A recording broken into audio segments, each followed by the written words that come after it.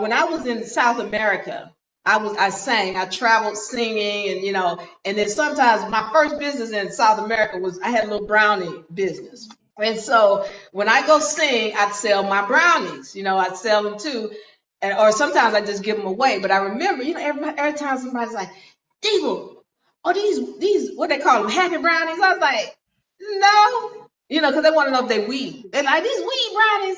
No, they're not weed brownies. But I was like, and I got the question so often, but I was like, I'm not going to, if I put some weed in these brownies, I need to grow the weed. I need to grow this marijuana because I don't trust this marijuana. First of all, I don't even mess around with marijuana anyway. But I've heard too many stories about the marijuana down there. So I was like, if I do it, I'm going to grow my own marijuana. And so I had a friend who came to me. He's like, all right, Diva, you've been asking about this marijuana seeds. I got some seeds. Okay, look, here go 10 seeds. All right. He's like, okay, you're going to plant them in the soil. Now, what's going to happen is that 5 of them going to be male, 5 of them going to be female. Wait a minute, what? What you talking about, male, female? This the plant, this marijuana, this is what you talking about, male, female? Yeah, okay, listen. 5 of them going to be male, 5 of them going to be likely female, but you got to kill the males. If you don't kill the males, they're going to blow their stack on everything and then turn everything into a hermaphrodite.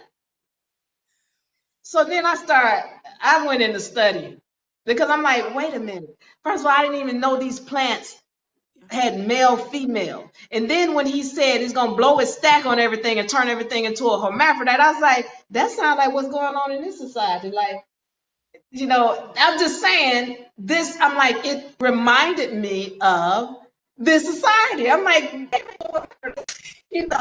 they sexually ambiguous and identifying as other stuff. So I'm like, and that's not a good or bad thing. It is what it is. Things are going to come back into balance, so I don't stress about none of this mess. But when he said that, I had to go find out, why do they turn into males? And as I was researching, it was like, if there's an issue with the soil, if there's too much bacteria in it, too much fungus, it's too wet, it's too dry, that's going to cause the seed to become male. But the more pure and perfect the soil is, the more likely you are to get females. Because that's what he kept telling me. He's like, yeah, you got to kill the males, and you can't smoke the males. I'm like, I ain't smoking nothing anyway. But he's like, you can't smoke the males because it's going to give you a headache. I was like, because they kept telling me the potent stuff is in the female. It's in the fit.